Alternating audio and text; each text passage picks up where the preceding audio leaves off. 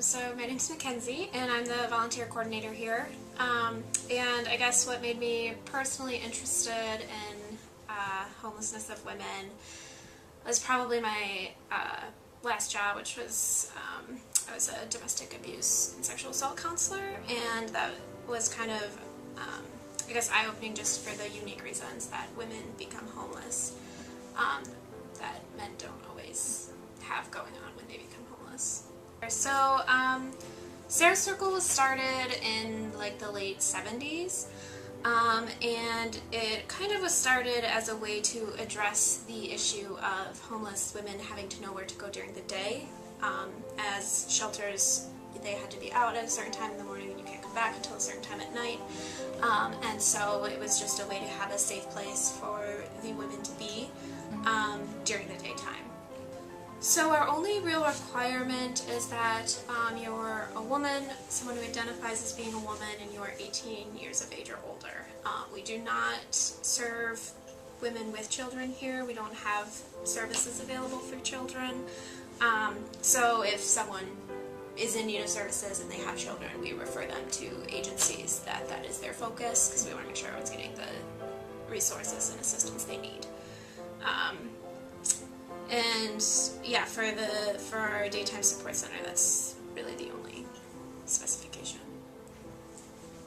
So for our housing program, so our daytime support center isn't actually a shelter. It's just we have laundry available, we have showers available, we provide toiletries, hygiene products, we have case managers available who can help look for permanent housing, and it's open 9 to 5 Monday through Friday.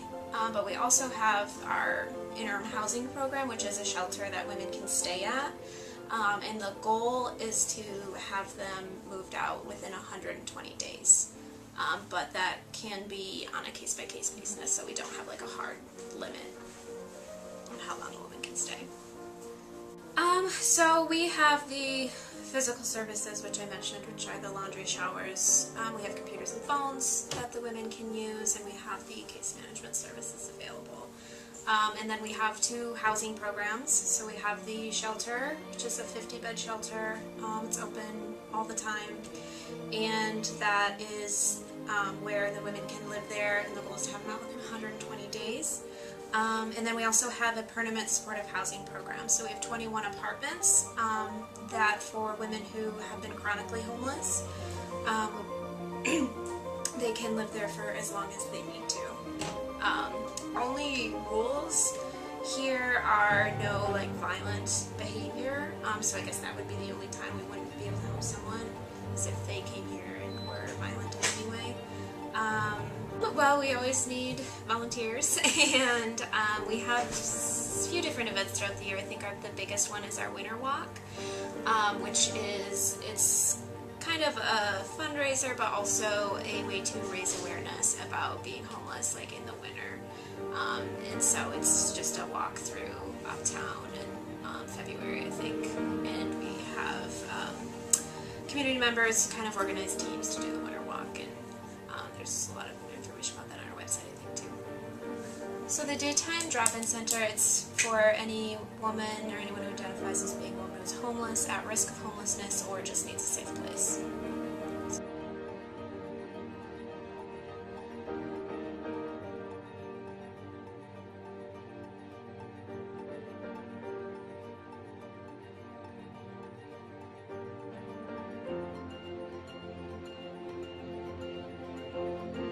My name is Erica Bailey. I'm an outreach case manager here at Neon Street Dorm. Yes, basically I'm a social worker. I've been in the field for about 20 years, and I've worked with both adult and youth, and I really enjoy working with the youth from this area because I am from the Chicago area, the north side of town, and I really enjoy the opportunity to give back to the youth. How do they contact me? They contact me by, they call us, and they have to be homeless between the ages of 18 and 21.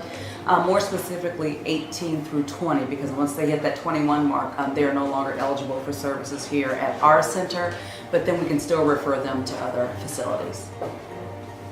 A lot of times when we have youth come in, they do not have the legal documents. Sometimes they might have, we usually require 3 pieces of identification: birth certificate, social security card, and state ID card. Sometimes they might come in just with the social security card. Sometimes their parents might have the 2 other pieces of information, being the state ID card or the birth certificate. So oftentimes if they only come in with 1 piece of information, we're able to help them get the other 2 pieces of information. If they come in with nothing, it becomes more difficult. So usually they have 1 of the 3 pieces of information that we require. We do have some youth that are immigrants, and what we allow them to come into our facility even if they don't have any paperwork. Ordinarily, they come through another program, another part of Heartland's program, and then they refer them here. So by the time they're referred here, we have at least some form of identification stating who that person is and that services have been initiated for them. And so ordinarily, by the time they reach us here, they at least have their detention ID stating that this is who the person is and this is their age. Okay, basically our program is an employment program. And as such, when our youth come in, their main objective will be getting a job. And so we help with everything in terms of resume building. We do conduct mock interviews. We show them how to fill out applications online. We teach them how to do job search. And we also have rules in the program, since our whole program is based on employment and getting that young person in a position to be able to sustain themselves. They have to get a job, and as such we require them to come in. There's curfew every night because we sincerely believe that if they're out there running around all night, not adhering to any type of curfew rules, what happens, they're going to be so exhausted the next day that they're not going to have a lot of energy or motivation to get a job. So curfew is a big rule here. Steady ongoing job search is another big rule here.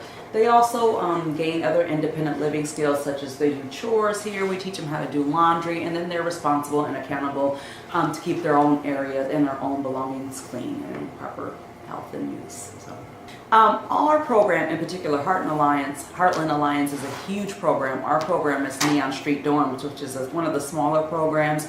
We don't do any type of fundraising efforts. We're funded by the government.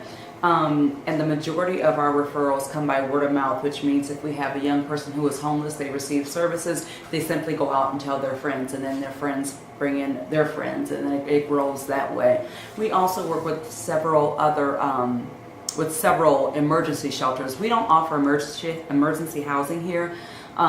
A lot of youth might come in and say, I have no place to stay tonight. What we do the intake, and we'll put them on a waiting list for a transitional living program, which is 2 years.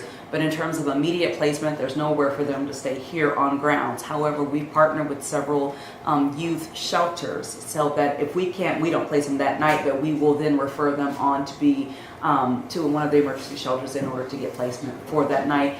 They can stay there at night and come here during the day to receive services. Yes, we do. Unfortunately, if they are too old, if our grant specifically says up to 21 years of age. So if they're here let's say they were living here on their 21st birthday, they would have to leave our program because they have technically aged out. However, if they're living here or if they're participating in our drop-in program, before they get to their 21st birthday, we've done a number of things to help them so that they know that on their 21st birthday their service is here end. But if we've done our job well, then we have already established some things so that they can then continue on with another agency, or they could be self-sufficient by the time they leave our program. I think that one of the things that the public can do is to keep their eyes and ears open. Like I said, I grew up in this area, and I at one time was homeless myself, and I had no idea that a program like Neon Street Dorm existed. I really could have used the program at that time. I was in this uptown area and had no services, and so I think I came across a lot of adults, and a lot of adults knew or was somewhat aware of my situation, but I was never referred to a program such as Neon Street Dorm. I never knew that there were services for homeless youth in this area. So I think what the public can do is to keep their eyes and ears open and then know the resources that are available for youth in this area. A lot of the youth that we deal with, when they come into our program, they have to go through an intake process, and that's just a list of interview questions so that we can kind of get to know who they are and what their needs are. A lot of youth have been hurt or they're fearful or they're angry, and so they don't necessarily want to participate in that intake process.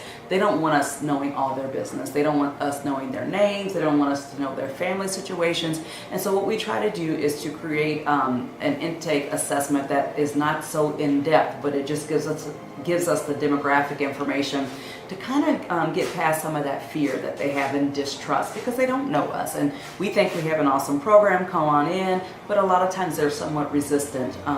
They want services, but they're fearful. And so what we really try to do is to create a welcoming, warm, safe atmosphere for them to come in to receive services.